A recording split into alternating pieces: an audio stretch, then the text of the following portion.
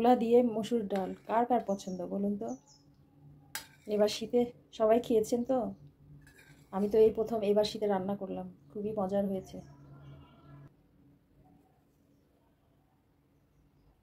মূলা দিয়ে মসুর ডাল রান্না করার জন্য প্রথমে 1/3 কাপ মসুর ডাল ধুয়ে নিয়েছি।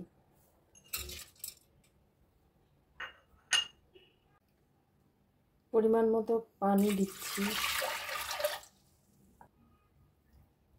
সেদ্ধ হবার জন্য যতটুকু পানি প্রয়োজন তার থেকে একটু বেশি দিয়েছি, মানে যতটুকু ঘনত্ব আমি রাখতে চাই সেই রকম। তো এখন চুলাটা ধরিয়ে নিচ্ছি, তাড়াতাড়ি গরম হওয়ার জন্য ঢাকা দিয়ে দিচ্ছি পেঁয়াজ কুচি, মরিচ 2টা, দিয়ে দিচ্ছি স্বাদ মতো লবণ, হলুদ, দিয়ে দিচ্ছি জিরা গুঁড়া, একটা ছোটো তেজপাতা, এরকম সাইজ একটা মূলা পাতলা করে কেটে নিয়েছি, এরকম পাতলা। এখন দিয়ে দিচ্ছি। মূলা আর ডাল সিদ্ধ হয়ে গেছে, এবার ফোড়ন দেব। ফোড়নের জন্য ফ্রাই প্যান পাশে বসিয়ে দিয়েছি।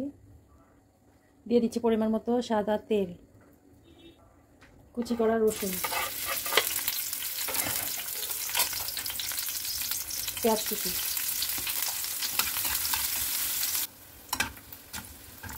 হালকা লাল হয়ে আসছে, আর একটু লাল করবো। এখন একটা শুকনো মরিচ দিয়ে দিলাম,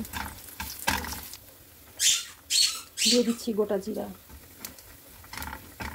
পুরোপুরি লাল হয়ে আসছে, এখন চুলা অফ করে দিব।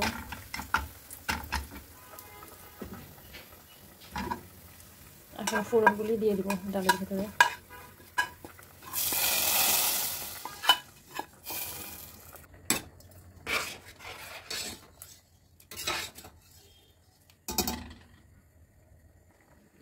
এখন দিয়ে দিচ্ছি কেটে রাখা ধনিয়া পাতা।